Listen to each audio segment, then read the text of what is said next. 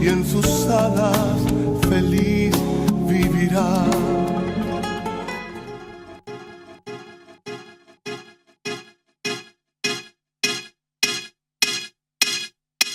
Muy buenas, bienvenidos de nuevo a su programa. Le damos la bienvenida, como no puede ser de otra manera, con todos los retos que dejamos en la semana pasada y vamos a empezar de nuevo en este día con un devocional. Vamos a recordar, estamos hablando de que necesitamos edificar un templo donde Dios pueda venir a morar, donde Dios pueda vivir, residir, habitar. Y estábamos hablando en Primera de Crónicas 28, donde nos dice la palabra de Dios que levantándose el rey David, puesto en pie, dijo: oídme, hermanos míos y pueblo mío, yo tenía el propósito de edificar una casa en la cual reposara el arca del pacto de Jehová y para el estrado de los pies de nuestro Dios. Y había ya preparado todo. Él no tiene ninguna duda en decir que lo había preparado todo, absolutamente todo.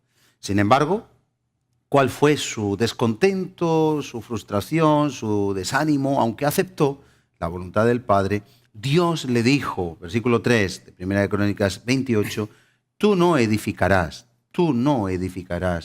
casa a mi nombre, porque eres hombre de guerra. Hombre de guerra. Y hemos estado estudiando la primera parte, hombre de guerra. Lo hemos asimilado por revelación. El rema que nos quería transmitir ahí la palabra es la carne. La carne, que aunque la carne y la sangre vienen a ser lo mismo, ¿verdad? Un hombre sanguinario, un hombre carnal, viene a ser lo mismo, visceral, un hombre no espiritual, una persona que se deja llevar por impulsos. Pero estuvimos analizando ya que si por el Espíritu hacemos morir las obras de la carne, viviremos. Estuvimos hablando de que es la herramienta idónea, indispensable para poder vencer a todo mecanismo diabólico y a nuestro propio yo, que es nuestro peor enemigo, no nos olvidemos. Así que ya estuvimos hablando de la carne, estuvimos hablando de que eso desagrada a Dios, que no podemos agradar a Dios, que Santiago 1:20 decía que la ira del hombre no obra la justicia de Dios, que los que viven en la carne, Romanos 8:8, no pueden agradar a Dios. Y en 2 de Timoteo estuvimos viendo también el capítulo 2, que los siervos del Señor, usted está siendo llamado a ser un siervo y una sierva, no solo un creyente. De creyente tenemos que pasar a ser siervos y siervas. De siervos y siervas tenemos que pasar a ser amigos y amigues. Usted sabe, no hace falta que yo le explique mucho. Pero el siervo del Señor, la sierva del Señor no puede ser contencioso. Y veíamos en 1 Corintios 3, no pude hablaros, dice el apóstol Pablo a la iglesia de Corinto, como a espirituales, sino como a carnales, habiendo celos, contiendas y disensiones. De modo que donde hay celos, contiendas y disensiones, hay toda obra perversa. Dice Santiago, no existe la sabiduría de Dios, sino la perversa, la diabólica. Y por lo tanto, tenemos que concluir que esa carne, esa belicosidad, esa conflictividad impide que podamos ser un templo del Espíritu de Dios. En nuestra persona, individualmente como personas, como individuos, pero también en el hogar, en la familia, no se puede construir un lugar de armonía y de residencia permanente del Espíritu Santo, como tampoco, y eso es importante decirlo, en las iglesias. Cada iglesia local debemos de luchar para que la carne esté clavada, crucificada en la cruz. La carne es nuestro peor enemigo. La carne y la sangre, miren, no pueden heredar el reino de los cielos, no pueden entrar en el reino de los cielos, no agradan a Dios, del cual es el reino de los cielos. Es un despropósito total. La carne en contra está del Espíritu y nosotros tenemos que vencerla. ¿Cómo? Por el Espíritu. De modo que dicho ya eso y zanjado, nos queda la segunda parte. Y has derramado mucha sangre. Podemos añadir inocente. ¿Qué es derramar sangre? En principio usted quizá no ha cogido, yo tampoco, una espada, un cuchillo, un revólver, un arma, y hemos matado, y más ensañadamente a una persona. Pero hay muchas formas de derramar sangre. La falta de lealtad, la traición, la difamación, la murmuración, la crítica, la mentira, todo eso da como resultado un derramamiento de sangre. El pecado en sí, el cometer cualquier pecado, requiere derramamiento de sangre, porque la paga del pecado es muerte, y para limpiar el pecado está establecido en la palabra de Dios que tiene que haber derramamiento de sangre. Y con sangre, con sacrificio, se cubren los pecados. Eso en el Antiguo Testamento, como usted sabe. No vamos ahora a sacrificar ni una oveja, ni un cordero, ni una vaca, ni un novillo. Pero en el Antiguo Testamento, sin derramamiento de sangre, no hay perdón de pecados. ¿Qué ocurre en el Nuevo Testamento? En el Nuevo Testamento, Jesucristo, que viene a ser el Cordero de Dios, que quita totalmente el pecado del mundo, Jesucristo se hace hombre. Y acuérdese, Juan el Bautista lo identifica. Y ahí el Cordero de Dios que quita el pecado del mundo. Y en ese instante es cuando Jesucristo es manifestado como ese último, perfecto, sin mancha y ya acabado sacrificio, con el cual somos cubiertos con su sangre y son perdonados todos nuestros pecados. Pero ahí estamos viendo cómo la sangre tiene que ser derramada y cómo el pecado directamente actúa en una necesidad de derramamiento de sangre. De tal modo que también hay derramamiento de sangre cuando nosotros pecamos. Voy a explicarme. Cuando alguien difama, cuando alguien murmura, cuando alguien critica, algo que no debería de ocurrir en ninguna congregación, pero tristemente sabemos que lo hay. No sé por qué, pero hay, yo creo que casi en todas. Dios me perdone, perdóneme usted si no lo hay, pero usted sabe que el trigo y la cizaña crecen juntos. Y a veces también por falta de conocimiento el pueblo perece. Y en muchos lugares, en muchas congregaciones, por no decir en todas, hay un grupito de personas que quizá los espíritus se encuentran y no son muy espirituales.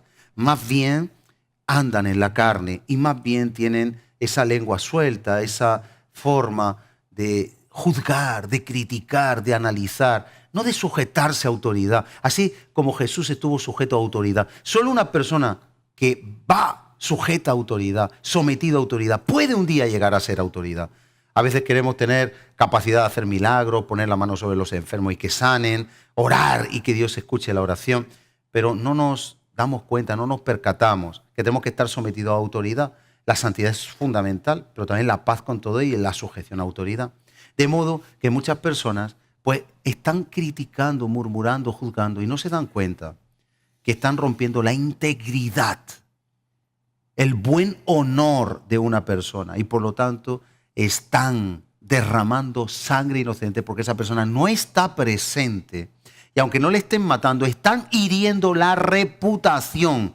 Piense, hiriendo la reputación, hiriendo la fama, el buen honor, por una habladuría, por un hecho no comprobado, no contrastado, y que en la iglesia del Señor es el último lugar donde algo así debería de acontecer. Le voy a explicar por qué. En nuestro sistema jurídico, el ordenamiento jurídico establece que una persona, para ser condenada como delincuente y para poder entrar en prisión, tiene que tener una prueba fehaciente sin ninguna duda, lo más mínimo que sea, para poder ser condenado como culpable. Eso se llama presunción de inocencia. Se presume la inocencia hasta que una prueba diga lo contrario y sea inequívoca. Los jueces tienen que absolver cuando hay una duda razonable. Fíjese, una duda razonable penalmente tienen que absolver. No pueden condenar. Si en el mundo, sin contar con Dios, existen estas garantías, un sistema garantista que protege la integridad de una persona para que no pueda ser condenada, como nosotros que somos hermanos en la iglesia, como nosotros que somos familia, como nosotros que nos debemos al amor, como nosotros que tenemos que buscar la restauración, podemos hacer un juicio de valor y dictaminar una sentencia. Tal persona ha hecho tal cosa, no tiene vergüenza, no tiene educación. Si lo supieran, ¿cómo nosotros podemos ser tan viles, tan sucios, tan derramadores de sangre inocente, que no nos importe y no nos afecte, que no hemos tenido a la persona delante, que no hay pruebas, y sin pruebas estamos condenando, estamos juzgando, estamos descalificando y estamos valorando aquello que Dios no nos ha llamado a hacer? Por lo tanto, cuando nosotros pecamos contra una persona, estamos derramando sangre. Es verdad que David sacrificó la vida de Urías el Eteo para quitarlo de en medio porque él tenía un problema con la esposa de Urías el Eteo, Betsabé, como usted sabe.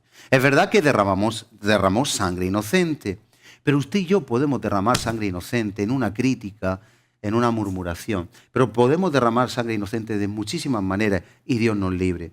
Yo quiero leerles en 1 Corintios 15:50, donde dice: mas esto os digo, hermanos, que la carne y la sangre no pueden heredar el reino de los cielos, el reino de Dios, ni la corrupción puede heredar la incorrupción.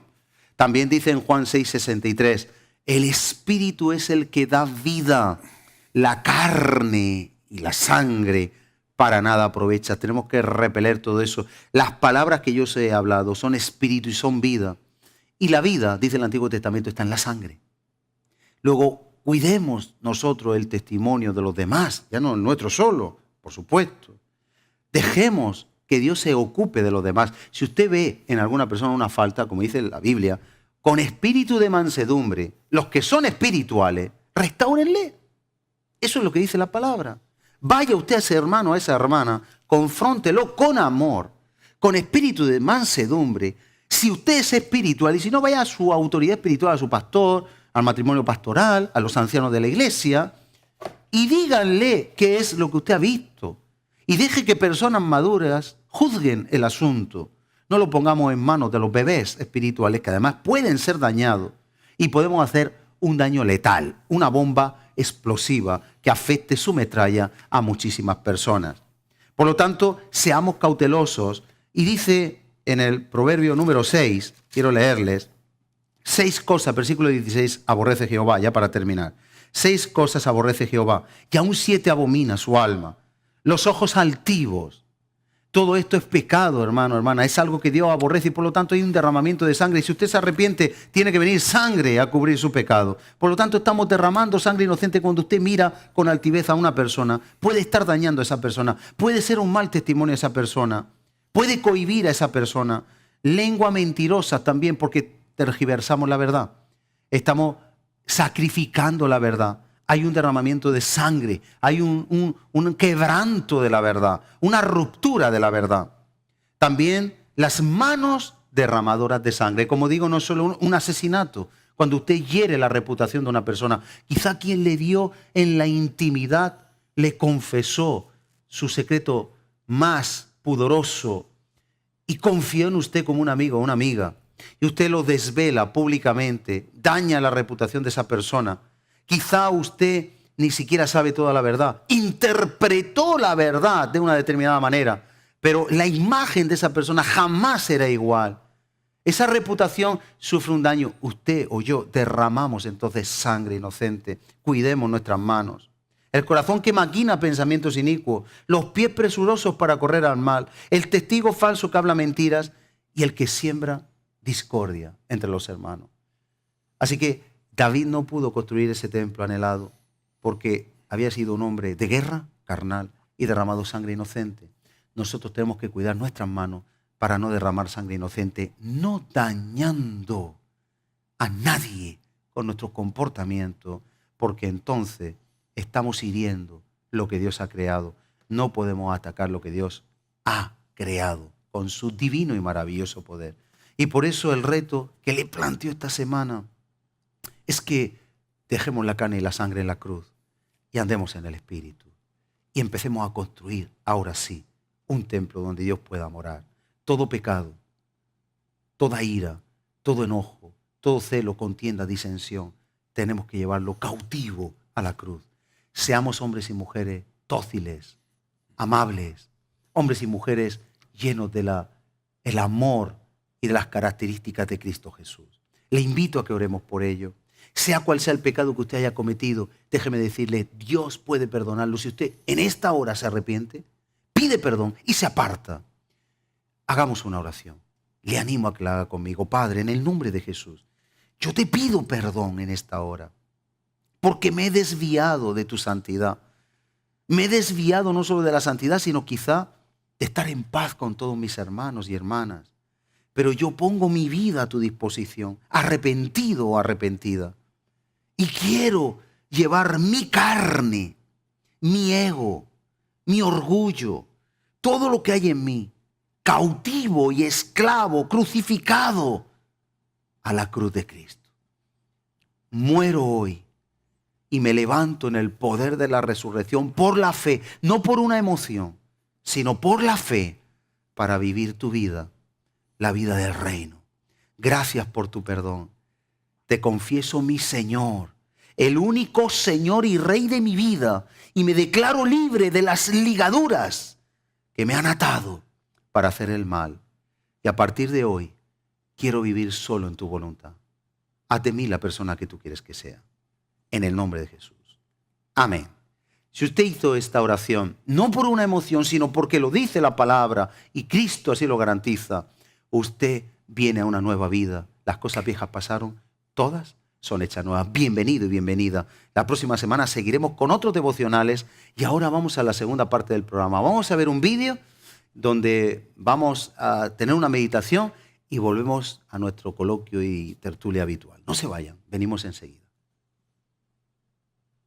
Oraciones, una pregunta que miles de personas se hacen con un profundo sentimiento de frustración, pensando que tal vez Dios está muy ocupado en asuntos más importantes.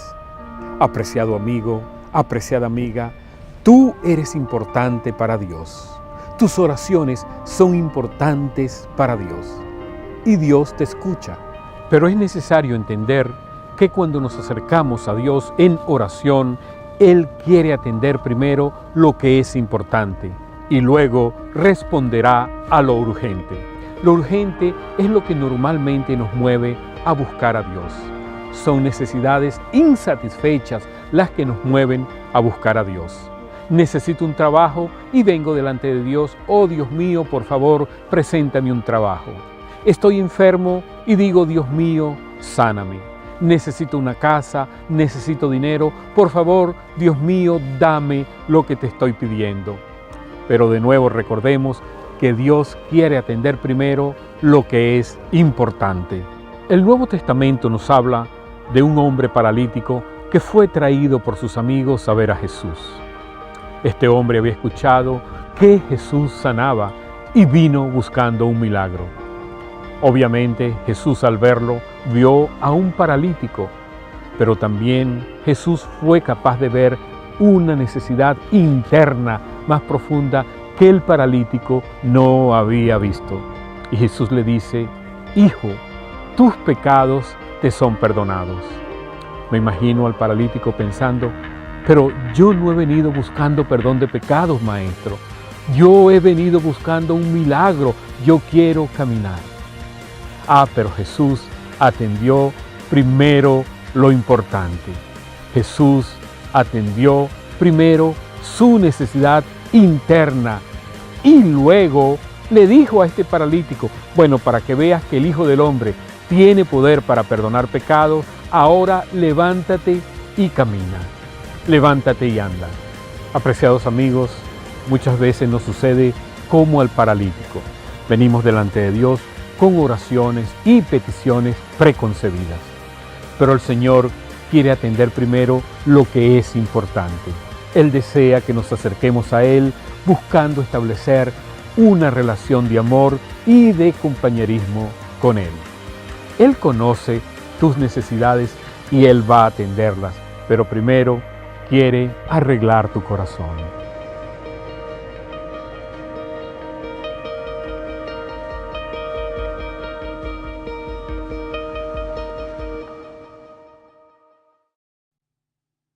Terminaba este siervo diciendo que Dios lo primero que quiere es arreglar nuestro corazón y aquí estamos, en el taller del alfarero. Qué bendición que estamos en el lugar idóneo y en el momento crítico, precioso para poder lograr eso. Y tenemos con nosotros en esta mañana nuevamente a Eusebio Perona, pastor y colaborador de este programa. ¿Qué tal? ¿Cómo estamos? Pues muy bien, gracias a Dios. Amén. Bien, pues estamos hablando un tema muy interesante y es que Dios es un Dios de pactos, es un Dios que cumple sus promesas. Cumple cada promesa. ¿Cuánta seguridad nos puede aportar? Amén, ¿Cuánta, de alguna forma, confianza, paz? Porque hay promesas. De hecho, hay una Biblia que han titulado, ¿no? La Biblia de las promesas. Sí, sí. Y ahí está llena de promesas, ¿no? La Biblia está llena, porque yo creo que cada versículo es una promesa, sí, ¿no? Pero, así es. Y nos da seguridad. Dios es fiel, ¿no? Hay que partir de esa primicia o de esa prioridad, ¿no? Que Dios es fiel. Y cuando Dios es fiel quiere decir que Él guarda, que Él cumple, que cuida lo que pacta, ¿no? Ajá. Un pacto, vamos a definir, creo que lo definimos, pero vamos a repetir lo que significa un pacto. Un pacto es un convenio, es un acuerdo, es un trato que hacen partes, por eso se llama pacto, partes, y se comprometen a cumplir lo que se estipula en ese pacto, ¿no? Así es. En el sentido espiritual, el pacto es el convenio, es el compromiso, la promesa que expresa la relación que hay entre Dios y su pueblo y la relación de su pueblo y Dios, ¿no? Así es. Y Dios es fiel y promete, leíamos en el libro de los Salmos, como Dios, aquellos que cumplen y obedecen la parte que les corresponde del pacto, Él cumple la suya, ¿no? Amén. El fallo nunca está en Dios. Dios siempre cumple lo que promete, en base a la otra contrapartida que somos nosotros, Amén. que también tenemos que cumplir nuestra Claro, parte, ¿no? son condicionadas. De ahí se deducen ciertas consideraciones que vamos a ir analizando en esta mañana, ¿no? La primera es que Dios es un Dios de pacto. Amén. Lo vemos a través del Antiguo Testamento, como Dios hizo pacto con grandes siervos de Dios, con Adán, con Moisés, Josué, Abraham, Isaac, Jacob. Y a través de Jesucristo hizo un nuevo pacto con su iglesia. Ese es el mejor pacto. Que ese es el nuevo pacto. Por eso dice que cuando hay algo nuevo es porque es mejor que el antiguo, ¿no? Ajá. El antiguo es, digamos, que nos marca la idea, la mente de Dios hacia Jesucristo. En algunas versiones habla, y es bonito, alianza. Alianza. Porque el pacto, Sí. la alianza es como el pacto, pero es como también como un tratado de paz, digamos. Claro, ¿no? es una señal, por eso en los matrimonios, que es un pacto, Ajá. se utiliza la alianza, ¿no? Claro. Digamos que es el símbolo de que eso es para siempre, ¿no? Es algo Infinito. que es infinito, o sea, No que tú acaba. le das vuelta al anillo y nunca termina, ¿no? Entonces, las consideraciones que Dios, a través de ese pacto, es la manera que Él tiene de mostrar su amor y su compromiso con nosotros. Sin embargo, si nos remontamos al pueblo de Israel, vemos que ellos estuvieron 430 años en la esclavitud Ajá. de Egipto. Y el pacto estaba ahí, ¿no? Sí. Y luego estuvieron 40 años en el desierto.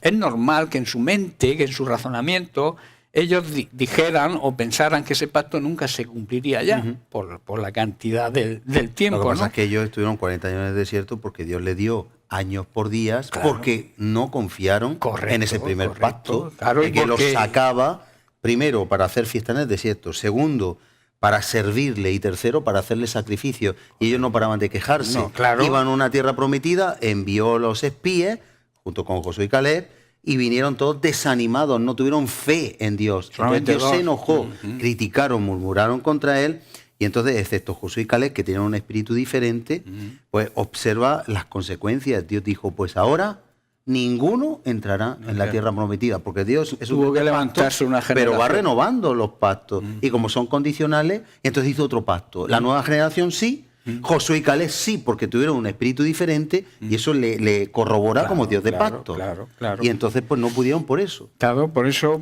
al no creer, al no seguir confiando en el pacto, de ahí vino esa murmuración y esa queja. O sea, se quejaban de lo que comían, se quejaban del tiempo que Cuando andaban eran en el libres, desierto. comían lo que había, no estaban Claro, subyugados no- por la esclavitud de No se acordaban de que eran esclavos en Egipto. El Egipto espiritualmente hoy simboliza el mundo, la tendencia que lleva el mundo, o sea, no al mundo en cuanto a personas, Sí, sí. sino a la actitud y cómo se comporta. De la esclavitud del la esclavitud pecado del y de la pecado, o sea, subyugación de las que no ataduras.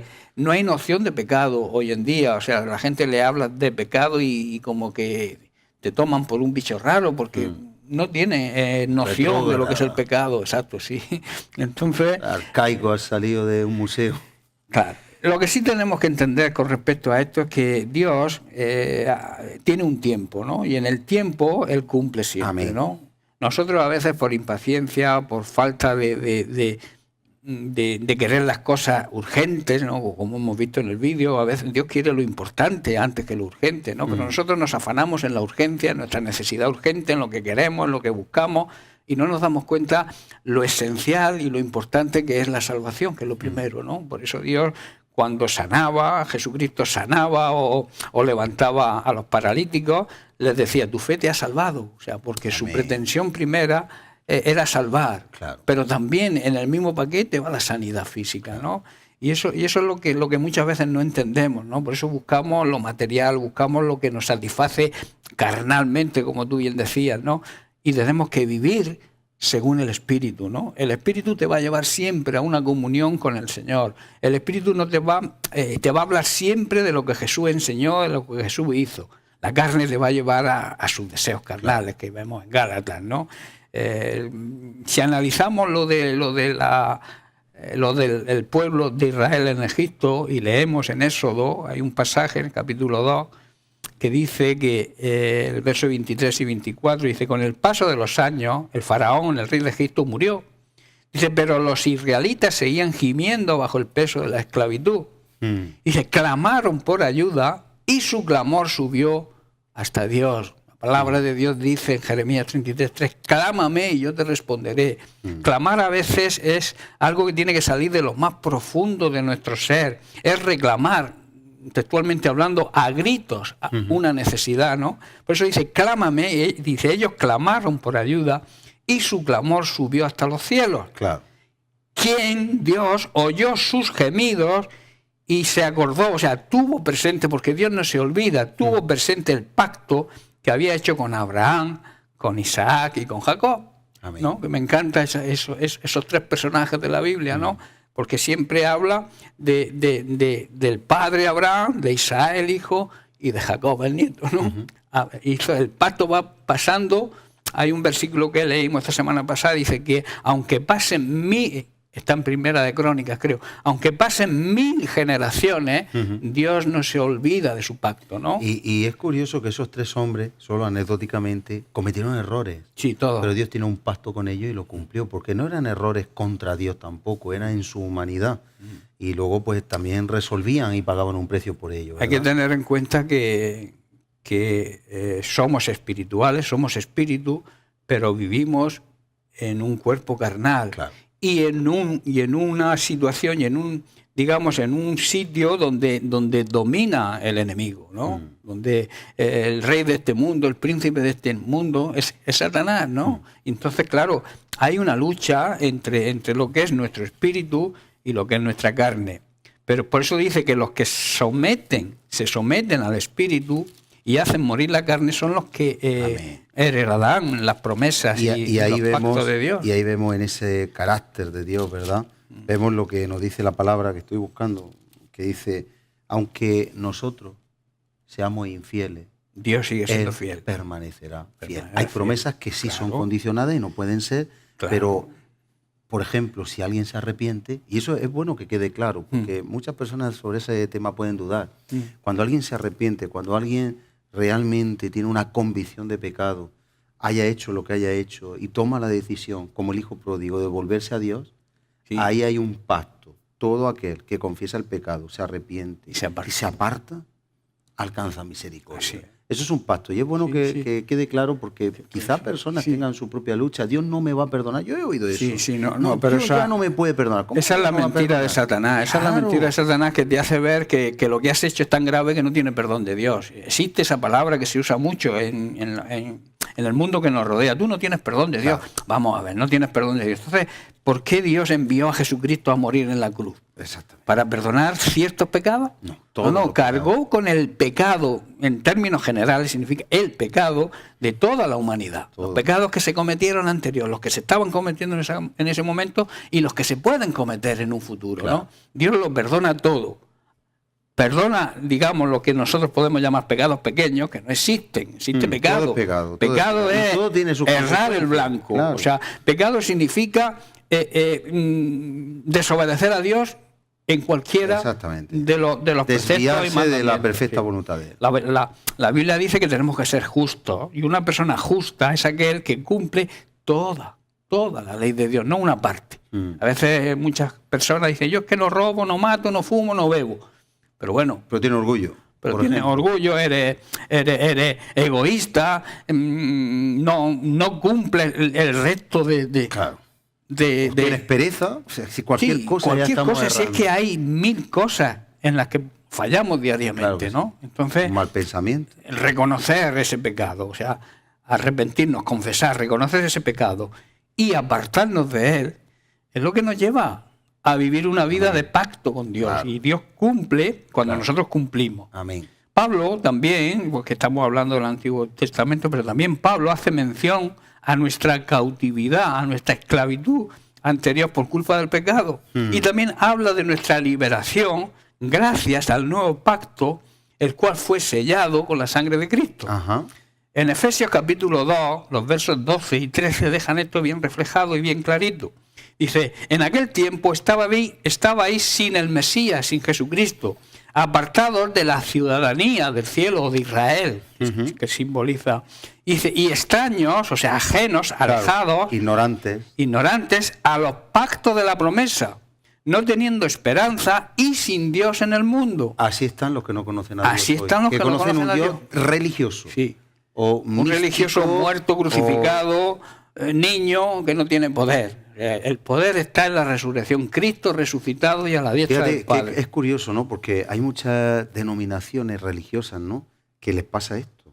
Están sin Mesías, no tienen Salvador, aunque ellos adoran cosas. Sí, sí, sí. Y de- Incluso lo están sin nombran. Mesías, están apartados de la ciudadanía de Israel, están extraños a los pactos de las promesas, no tienen esperanza y no tienen a Dios en este mundo. Claro, claro. Pero sin embargo ellos tienen un deseo, pero no están abiertos.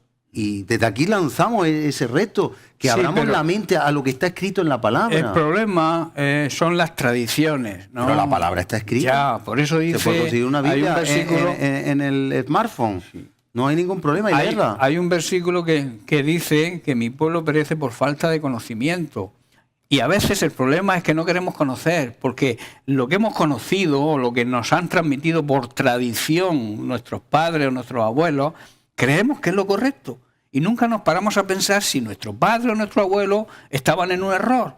Y si ellos estaban en un error y Dios me da a mí la oportunidad de rectificar ese error, ¿por qué tengo que cerrarme como una ostra que no hay manera de abrir? Claro. Que eso es la religiosidad.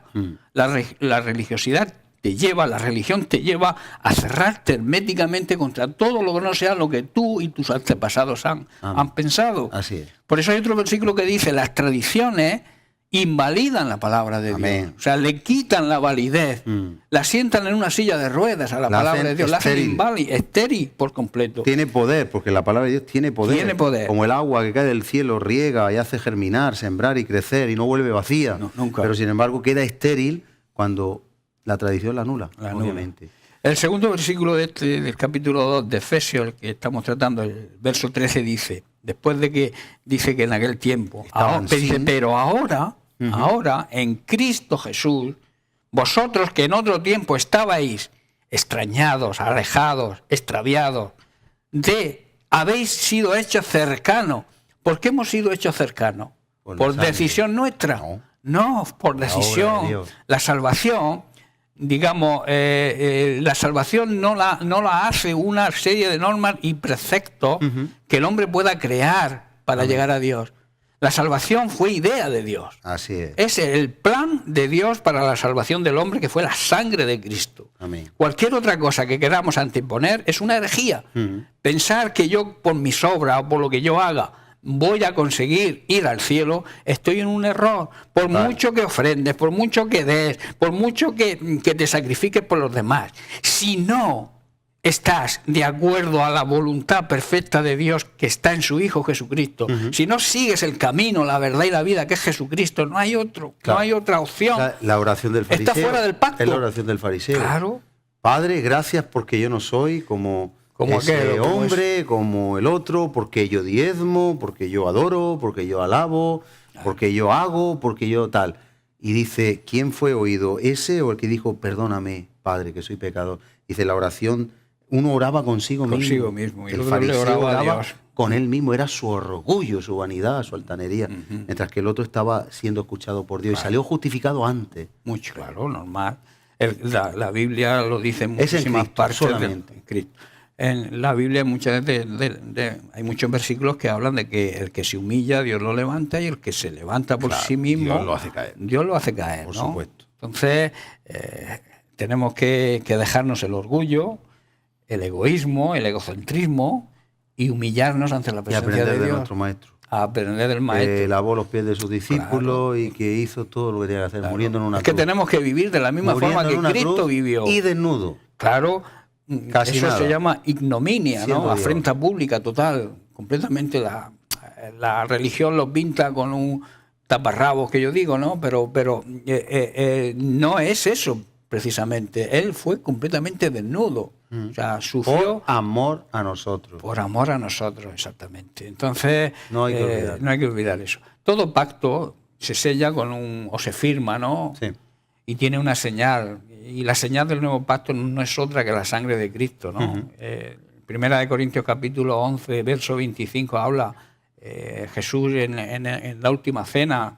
Ajá. Aquí lo recuerda Pablo, ¿no? Que aunque no vivió contemporáneamente con él, no coincidió con él, sí fue revelación directa de él lo que Jesús dijo cuando estaba en la última cena, ¿no? Y dice, esta es la copa, es el nuevo pacto en mi sangre. Hacer esto todas las veces que la bebáis en memoria de mí, ¿no? En la institución, digamos, de la Santa Cena se declara como la firma, Es la firma, pacto, el sello, la rúbrica. sello, la rúbrica. Igual que se ponía un sello, tú lo sabes, se lacraba Sí. con cera y un anillo, el sello. El sello del rey, Y ahí ¿no? quedaba lacrado, cerrado el pacto, lo que fuera. Pues la sangre de Cristo espiritualmente es el sello, es la marca que nadie puede Claro. borrar, ¿eh? No, Pues es mira, imposible. hasta los ateos, todo el mundo, o sea, la humanidad y todas las religiones de la humanidad, incluyendo las de Arabia, reconocen la existencia de Jesús, reconocen, aunque sean ateos, que fue un hombre maravilloso y excepcional, los ateos, y reconocen que murió en una cruz. Y ahí está la sangre, La sangre. como ratificación de un pacto. Para quien lo cree y para quien no sabe no lo cree. que ahí hay un sello, pero hay un sello. Está Y hay un sellado. antes y un después. Y un calendario marcado en el antes y el después. Nuestro calendario, hay otros calendarios como el chino, el asiático, pero hay un antes y un después de Cristo. Antes y después Y eso, de Cristo. eso ha quedado ya imborrable. Luego el sello. Incluso dejó. en el saludo, cuando nos saludamos, Sí, sí, adiós. adiós. Te encomiendo a Dios. La gente no lo encomiendo sabe. a Dios, no lo Te encomiendo sabe. a Dios. Te encomiendo a Dios. Y incluso lo utilizan los ateos. Es los muy que no bonito. creen en Es Dios, que, ¿no? pero bueno, Sí, una sí. forma en la que Dios manifiesta su gracia, su poder en la Exacto, ignorancia del exacto, ser humano exacto, también, ¿verdad? correcto. Bueno, por lo tanto, después de las quejas del pueblo de la antigüedad y también en nosotros hoy en día, ¿no? Porque lo del pueblo de Israel se repite hoy en día, en la actualidad con nosotros, Dios tiene que mostrarnos y enseñarnos, y por eso nos vamos ya a la segunda consideración, ¿no? Ajá. Que tenemos un Dios que guarda, que mantiene, que no olvida, que tiene presente sus promesas y su pacto. Aleluya. ¿Eh? Gloria a Dios, qué bendición, ¿eh? Que nos guarda. Que nos guarda ¿eh? sus Que guarda, promesas que a nuestro guarda, favor. Que lo guarda, que es. Claro que guarda significa también cuidar, ¿no? Claro. Proteger, ¿no? Salomón, después de la oración de la dedicación del templo, en Primera de Reyes, capítulo 8, verso 55, dice: Y si puesto en pie, bendijo a toda la congregación de Israel, diciendo en voz alta: Bendito sea Dios que ha dado descanso a su pueblo Israel, conforme a todo lo que él había hablado. No ha fallado ninguna de las palabras, Amén. de todas sus buenas palabras que habló por medio de Moisés su siervo. O sea, Así es. cumplió todo lo que el pacto que hizo con Moisés. Y aquí lo tuvo que revelar Dios a su pueblo a través de Salomón, que era, digamos, el rey de Israel más sabio que hubo, ¿no? Amén. Y lo que Dios le dio, porque él le pidió, cuando Dios le dijo una vez a Salomón: pídeme lo que quieras, que te lo voy a conceder. Y él le pidió sabiduría, y sabiduría para gobernar tu pueblo. O sea, ni él se reconocía como rey, Así es. sino que se reconocía como una autoridad delegada de Dios para gobernar el pueblo suyo, ¿no? Y por eso le dice algo muy, de alguna manera, él lo veía... Humilde. Sí, pero él lo Humildad. veía como una dificultad extraordinaria, Sí. hacer un mandato tan alto, de tan sublime encomienda. Y entonces él decía: ¿quién va a poder gobernar con tanta Claro. sabiduría? Tu pueblo, porque si fuera el pueblo de alguien de aquí del mundo, pues vale, pero el pueblo de Dios, Dios me libre de dañarlo, de tocarlo, de Sí, desviarlo. ¿no? Y él no pensó en ese momento ni en riquezas, ni en bienes materiales, no pensó solamente nada más que en tener sabiduría para gobernar ese pueblo, ¿no? Y sobre todo marcado por la humildad que le planteaban, que no quería que no decía que era pueblo suyo, sino que era pueblo de Dios. ¿Qué ¿no? pasaría si sacamos las cámaras a la calle y preguntamos, si Dios te dice, pide lo que quieras, ¿qué pide? Un iPhone, un Ferrari, un Porsche, que me toque la lotería, que sea millonario. Claro. Porque Con pensamos la excusa de que, por egoístamente. ejemplo, dicen que me toque la lotería con la excusa de poder repartirlo entre mis hijos, darlo de Claro, donaciones, darle al Señor, Y, darle a la y obra. alguno diría que pueda pedir todo lo que quiera. Claro, Sí, que- pero sin embargo, el genio él de la se lámpara, ciñó ¿no? a pedir algo Claro. que era agradable a Dios, no a sí mismo. Sí. Y eso es muy importante. Claro. ¿eh? Y eso nos marca a nosotros también cómo tiene que ser nuestra oración. Claro. Que agrade a Dios, no por lo que luego le vino a Salomón. Tampoco Porque vamos, a ir, luego con, Dios tampoco no so- vamos a ir con Es tácticas. que Dios no solamente le dio sabiduría, sino le concedió Todo lo que lo no le demás. pidió, o sea, la riqueza y Por eso todo. digo que tampoco vamos a decir, Señor, solo te pido sabiduría, pero dame lo otro. Eso no, pero sí es verdad que tenemos que tener una actitud como la No, de pero Salomón. Dios conoce el corazón de las personas y Claro. sabe cuando pedimos Hombre, él sabe. con interés. Sí, o es que yo sabe- creo que él escucha no lo que sale de aquí, sino del lo que sale del corazón. ¿no? Él escucha. Él escucha. Y lo ahí que- sí confluyó la boca y el corazón de Salomón. Así es. Y lo escuchó. Y es un clamó. ejemplo a seguir Claro para que sí, nuestras por peticiones, supuesto. para nuestras oraciones. Porque Dios, como veremos más adelante, no contesta a veces siempre que sí, porque nosotros planteamos nuestra oración en base a que queremos una conformidad a lo que pedimos. Y a nuestros criterios de lo que es Criterios, lo o sea, mejor. yo te pido esto y tú me lo tienes que dar, porque tu Ah. palabra dice que me lo tienes que dar. Bueno, ejemplo, no, espérate, ¿qué hubiera- Dios qué- contesta, pero no siempre contesta lo mismo. Podemos imaginar la muerte de Esteban. Imagínate la muerte de Esteban por un segundo.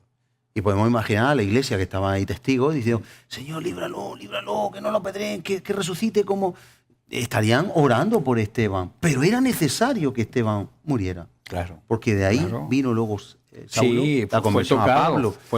Saulo Entonces, fue tocado. hay cosas que nosotros no podemos entender que tienen que acontecer así. Así es. Y que por mucho que oremos no podemos cambiar el plan divino que sabemos que es el mejor. Y el plan a veces pensamos que un chaval joven, como era Esteban, Claro, con ¿cómo un es futuro posible por con un delante? futuro por delante que Dios permita que lo mate? Pero vamos a ver lo que salió de ahí, ¿no? El Efectivamente. propósito que tenía Dios con esa muerte, ¿no? Porque eso él se fue al tenemos que cielo, confiar él vio el siempre en cielo Dios. abierto y vio a Jesucristo, ¿no? Y sabía que se iba con él. Claro.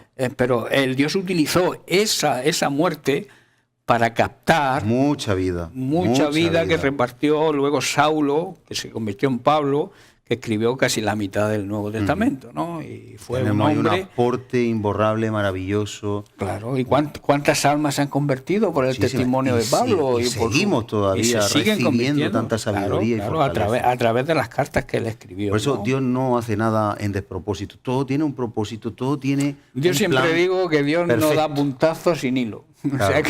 que No da golpe al aire. no da tampoco. golpe al aire, ¿no? Lo hace todo perfecto. Así es, Confiemos así en es, eso. Así es.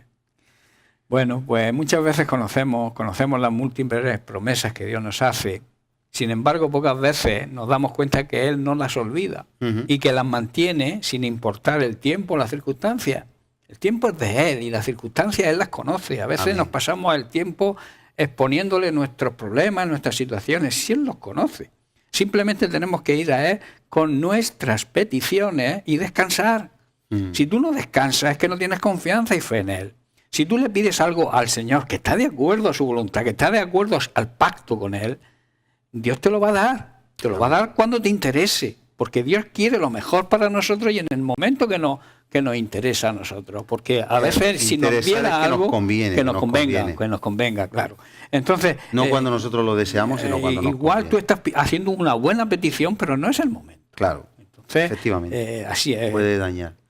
Y como estamos ya en la hora, vamos a ir... hagamos un resumen de lo que... No, si el resumen es que Dios es un Dios de pactos, que los cumple, que es fiel a sus promesas, que esas promesas y ese pacto está condicionado a nuestra obediencia, a que nosotros cumplamos la parte de ese pacto y tener la fe y la confianza de que el pacto se va a cumplir. Amén. ¿Cuántas veces después de muchas batallas, tiempos de oración y dificultades, hemos llegado a pensar que Dios se ha olvidado de nosotros? Pues no se olvida, porque como veremos más adelante, Dios no es hombre para mentir, ¿no? Afortunadamente. Él quiere enseñarnos Amén. que no nos ha olvidado y que Él está ahí con sus promesas presentes y su pacto. Amén. Que fue lo que Israel por boca de Salomón recordó. Y es lo que cada uno de nosotros deberíamos recordar a pesar de los problemas que a veces pensamos que son problemas, que nadie los tiene y que son difíciles de solucionar. Amén. Tenemos un Dios de milagros, un Dios de poder, un Dios de autoridad, y ese poder y esa autoridad hace que sea todopoderoso. Amén. Y que cualquier problema, por muy grande que sea, Él es mayor, Él está por encima de Y cualquier al problema. control. Y en Siempre control de todas las situaciones. Siempre. ¿No? Y que todo lo que acontece en la vida de un cristiano, como dice en Romanos 8, Es para nuestro bien. coopera para bien, va a ayudar a bien. Así Yo quiero es. acabar leyendo un texto que me parece, lo he dicho antes, pero está en 2 de Timoteo 2. Y dice, versículo 11, palabra fiel es esta. Así que Dios es un Dios de pacto, pero es fiel. la fidelidad hace que podamos tener esa firme confianza. Dice, palabra fiel es esta, si somos muertos con Él, es decir, si nosotros vivimos una vida de abnegación y estamos muriendo cada día, y el día de mañana vamos a morir también físicamente, pero en Él todo, ¿no? también viviremos con Él, tanto en esta vida como en la venidera. Si sufrimos, por Él obviamente, si sufrimos para dominar nuestra carne, nuestras rebeliones, y nos arrepentimos cada día y volvemos a su orden, también reinaremos con Él. Eso es una promesa de su reino, el milenio y el reino de los cielos eternos. Si le negaremos, Él también nos negará. Y ahí tenemos que llevar cuidado, y si alguien lo ha hecho como Pedro, restáurese rápido. Y si fuéramos infieles, y esto no es que nos va a perdonar toda la vida, no. Cuando hemos sido infieles, hemos fallado, nos arrepentimos, y ese es el llamado de hoy, para hacer una oración. Él permanece fiel porque Él no puede negarse a sí mismo. Esto usted lo tiene en 2 de Timoteo 2, en el versículo 13, y queremos desde este plató orar. Si alguna persona ha sido infiel, todos lo somos, pero infiel, y quiera apartarse de esa infidelidad para estar bien con Dios. Qué bueno, Eusebio, que podemos orar a un Padre que nos escucha. El Hijo pródigo lo hizo. Padre, hoy pedimos por aquellos que han sido infieles a ti. Por cualquier infidelidad que hayamos podido tener de pensamiento, de palabra, obra, omisión, de cualquier modo, hoy volvemos a ti, nos volvemos a ti de nuestra infidelidad, nos volvemos de nuestra rebelión. Te pedimos perdón, Señor, y no por emoción, sino porque lo dice tu palabra en 2 de Timoteo 2, versículo 13. Queremos restaurar nuestra condición. Tu sangre, como hemos leído, es el sello del nuevo pacto. Y hoy sella nuestras vidas, las vidas de los que nos están siguiendo, para seguir en pie. El que cae se levanta, se restaura, se hace lo que haya que hacer para restituir el daño, el agravio, pero seguimos adelante de tu mano para poder ser fieles a ti hasta la muerte. Y como dice aquí en este texto, moriremos contigo, sufriremos contigo, pero reinaremos contigo. En el nombre de Jesús, así sea para todos los oyentes hoy. Y a todos los que nos siguen, para tu gloria. Amén. Y con esta oración, Eusebio, muchas gracias por estar aquí. Seguiremos en esta línea con ese Dios de pactos, tercera característica. Y a todos ustedes les deseamos una feliz semana. Sigan en esta sintonía y no se olviden, Dios les ama fielmente y con grandes pactos para su vida. Esos pactos no tienen desperdicio. Disfrútelos, cada uno de ellos. En la palabra los encontrará. Dios le bendiga en el nombre de Jesús. Hasta la próxima semana. Feliz vivirá.